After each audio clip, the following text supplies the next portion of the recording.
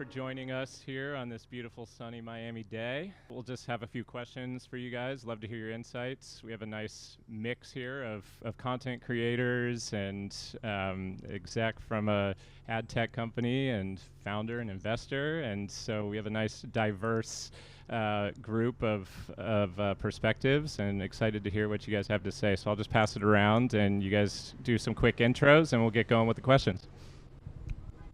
Hey guys, my name is Bruna Conce Nico Norena. I'm Brazilian and I'm a content creator for about 5 years now. I actually am also a lawyer, but I decided to take content full time about a year ago when I passed the bar.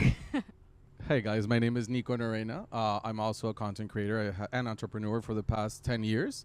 My page is called Succulent Bite, and I do lots of viral food videos. So, yeah. Hey, my name is Matt Steffanina. I've been a YouTuber for 19 years now. I started really early. I have over 35 million followers doing dance, music, and travel content, and I run a social media agency where we do done-for-you social services for brands. Alexis Ohanian, founder of Reddit, but these days doing a lot investing in and building women's sports teams and leagues, and very happy to be here. Hi, I'm Lucy Kriz. I am the SVP of Global Brands at Criteo, which is an ad tech company.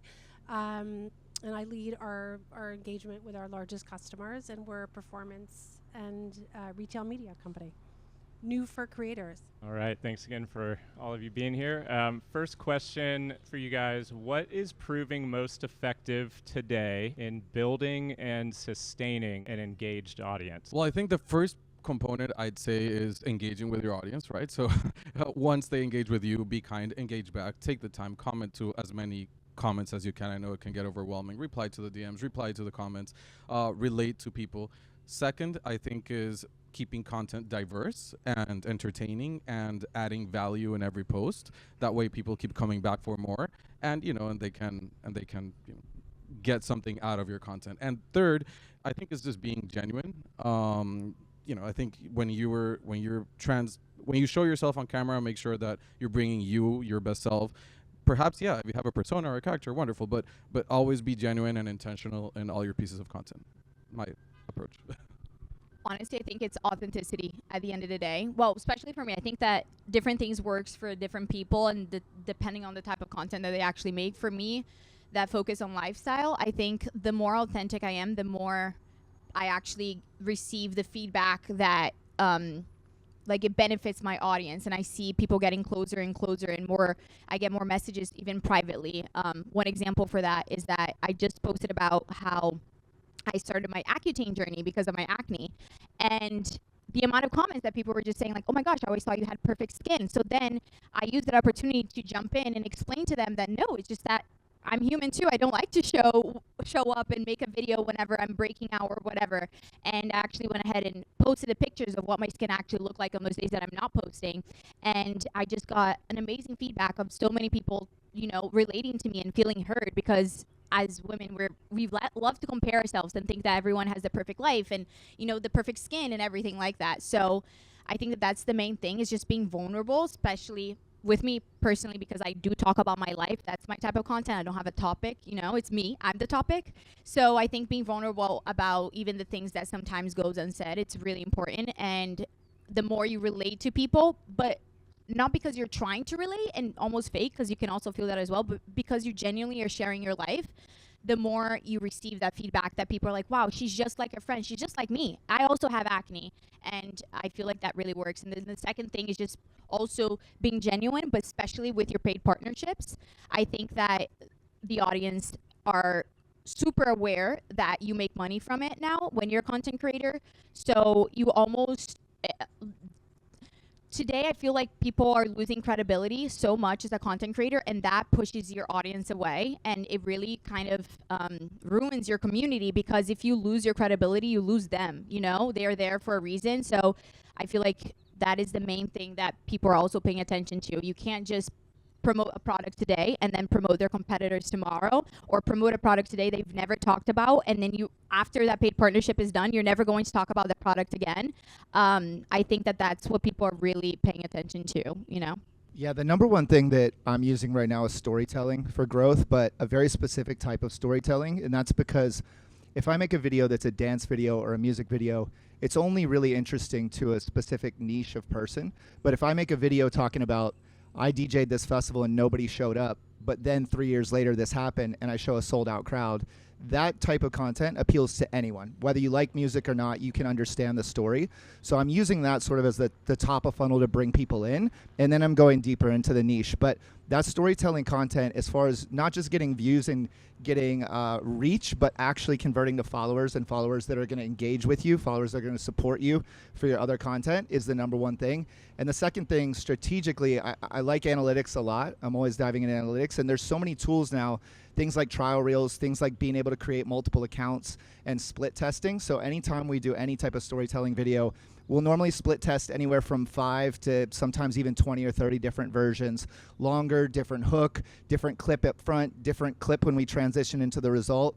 And over time, we'll learn what really resonates with an audience, what things are emotional triggers that make them want to watch and see that result and root for the creator to transition. That segues nicely into our next question. So when you discussed paid collaborations, brand partnerships, what characteristics do you guys think distinguish the strongest collaborations in terms of how they're initiated and developed? I think it's when you actually use the product, because then it's so easy to talk about and it's just way more natural. One thing that I love to do is that I post a story and I kind of hide the brand so it doesn't look like I'm promoting the brand, but that gets their attention. It's like on their page, on the DMs. So I'm getting their attention, and that's me saying, hey, I already use this. I already love this. I'm already talking about this, and you're not paying me. So when they do come, it's just like way better, because my followers have been seeing that for the longest time. So now it just flows into my content. It's not something that I'm just doing, or at least in their minds, just doing because I'm getting paid to do so. I think that's that. On my end, I'm going to say being a part of the creative process from the get-go is very important. So not only, obviously, there's always going to be a creative brief and there's always going to be guidelines to follow, but when you can participate in the ideation from the beginning and give it your own voice on behalf of the brand, or adding their brand into yours, then it turns out into a much more seamless collaboration and much more genuine content that I feel like would appeal to your audience a lot better. Yeah, I would say I don't do a lot of outreach, and I don't have my team do a lot of outreach, because I really like brands to come to me because they love my content. So I try to just, in my organic content, work in brands and things that I use naturally, organically, and hope that the brand sees that, or I'll send it to them. And if they love the content, then we go somewhere from there. But I'm really big also on making sure the partnership is organic and everything feels authentic. I'm a not very good creator, but I get to work with athletes that are really, really good at it. And even in the ways that we've been building our track and field league, Athlos, we have like the best long jumper in the world, Tara Davis Woodhull. She also happens to have millions and millions of followers, highly engaged. And so part of the fun for us is figuring out, okay, how do we create moments, how to create these events where we know her followers are going to be excited to show up. It was actually her idea to put the Times Square long jump together. So we actually built a long jump track in the heart of Times Square. And then we could have that conversation with a brand like Cash App and say, hey guys, here's this crazy audacious thing. She wants to do it because she feels like her sport gets ignored outside the Olympics. So for the other 4 years, no one's paying attention to it, but it's incredibly engaging. We can actually build a track in Times Square. This will be a stunt. This will be a thing. And they're like, great, as long as we can make it green, like the runway, we're in. And I think some of the most interesting stuff we've done have been listening to the athletes who are really creators, and then figuring out how to break the feed through, brand partnerships where the brands get what they want, which is the attention, and we get what we want, which is the budget to go do the crazy. I'll just add, from my point of view, the common theme for all of you has been authenticity, right? And so when I think about what's successful with the partnerships I'm doing with Pearpop and the consumer electronic brands that we're working with, we're taking those authentic voices and putting them at, in high intent retail environments, so in retail media or in performance media. So it's evolving from the feed and social into a real performance channel. And what's sparking and why that's so successful and we can measure the results is the authenticity. And on that note, you're talking about measurement and getting into AI tools. I'm curious, what are some new tools that you guys are using, including AI, that are shaping the way you work and the collaborations that are coming together? Currently, I'm doing some work with Suno, the AI music platform. I think that all these tools can be used for good or used for evil. And so, as a producer, on the one hand, it's kind of scary that AI is coming in and doing such a great job of creating music. But on the other hand, there's a lot of elements of production, like needing a certain riff really fast for inspiration, putting ideas out there where you can use AI to your advantage. So I'm trying to keep intact the creative process and keep the respect towards the art forms that I love, but also utilize the tools that are coming out. Also for things like video content, if I'm doing a full music video, I'm still going to hire a crew. I'm still going to create choreography and do the whole thing. But if I just need a quick clip for Snapchat to show how I'm visualizing what my music is going to look like, something like Kling is incredible. And I can even do a dance and then switch myself to some cool character, just like you would in an animated series, So I think using it in ways that's collaborative, creative, but still respectful to the art is really amazing. And I'm starting to work with a lot of AI platforms actually as a creator to help that bridge and help people see how they can use it in a good way. At Criteo, our whole business was built on AI 20, it was machine learning at the time. But when we think about AI in the creator realm, it's really about making it scalable and measurable, right? So whether it's audience creation, creative assets, measurement, this is where we're focused, and over the next 12 to 24 months it's going to be incredible what we can share with you in terms of insights based on the actual shopping behavior that'll help you think about performance and better paid partnerships in the future. I would say that as a creator, I'm kind of scared of AI for the creative process, right? So obviously I use AI, but on my day-to-day as Bruna, to save me time on things that I don't like to do, but I love to create, and that's why I'm a creator. So even when I get a brief, I will make sure to not touch AI, write the whole thing, read over it. Really, sometimes I need more time to turn back a concept, just because you need that inspiration, you need that idea, and you're like, this is just not good. I need more time, because I really want to, again, keep my storytelling being me. I really don't want to sound like everybody else. And what I do after, and that's how I guess I use AI, is that after I have written the brief, I like to go in and check to make sure that, for example, mundane things like all the requirements that I need to say. If I'm doing a skincare company, I need, in the brief it says that I need to talk about X, Y, and Z. Are all the requirements there? Do not change my voice. Do not rewrite it, because sometimes that has happened to me. You write it and then, but you could say this. I'm like, I didn't ask, but it sounds so much better, so I'm gonna do it. And then it's like, no, that's how you lose yourself, because it is hard. Sometimes you write something and they write something better, but it's like, but that's not me. So I always want to be me. So that's what I use it for, is to save me time. It's like, do a little schedule. I will ask content ideas during my bridal era, right? I'm engaged. But I wouldn't make it write a whole script, I will ask so it can help me be more creative, but I would not make it be creative for me, because that's what I love to do. And so I just want to ask one more question, push it a little further here. Lucy, you and I were talking earlier, and you had some really interesting thoughts on kind of the evolution of creator marketing and how it used to be just upper funnel awareness, discovery, and now some brands are being really smart about kind of using creators effectively for conversion, and there's obviously a lot of data and metrics that go into that, and AI is going to play a big part in that moving forward.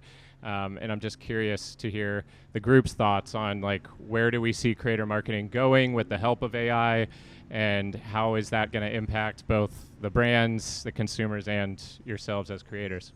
Yeah, I think it's exciting, because what we're seeing is we're connecting the upper funnel and discovery to that moment of transaction, right? It's always, it's always been a goal, but now we're leveraging commerce data, so real shopping habits, the tech to drive, whether in my case it's on-site retail media and off-site open web, so connecting social, open web, and retail media with closed loop, which means basically we can track the conversion, is really, really powerful. And ultimately with AI, to be able to optimize and creative iteration and measure an active decisioning based on the creator, what's working is what's going to happen over the next 12 to 24 months, and really change creator marketing from, its current very exciting existence to, I think, a full-on performance channel. Yeah, totally agree. I think AI is going to help with the attribution problem a ton. I think part of the reason, one of the first things I did after leaving Reddit was actually starting this women's soccer team in LA, Angel City. And it was so interesting to me. All the things that I've been doing in sports are essentially a version of Reddit again, where it's community-based. It's sometimes an irrational fandom, but that's good. Unlike Reddit, you can actually market very easily to the fans. Like, the fans want to be marketed to, which is valuable. But, when you're convincing DoorDash to do a record-breaking 7-figure front-of-kit deal like we were, how do you attribute the value to, your star player scoring a goal with a DoorDash logo on the torso? And where we are now with computer vision compared to 6 years ago is leaps and bounds. And I think in the next year or two, it'll be very reasonable to start to say, well, okay, what was happening at that time while that goal was scored? Literally, how many DoorDash orders were placed in that window? How many times was that image posted with the DoorDash logo 95% visible? Like, that's all actually solvable now because of basic computer vision. And I think we're going to see that attribution start to spill over, as you said, in the next year or two. And that's a great example of how AI is just going to level up the creator economy and not replace it at all. It's awesome. Really cool to hear from the founder perspective. I think on the creator side, it comes back to why storytelling is so important, because there is going to come a time in the not so distant future where you're going to be able to replace a dancer with something that looks almost undetectable, or to the naked eye, like the untrained eye, completely undetectable. Same with music. But what you're not going to be able to replace is the story and the connection that you have to that creator, to that DJ, to that dancer, that actor.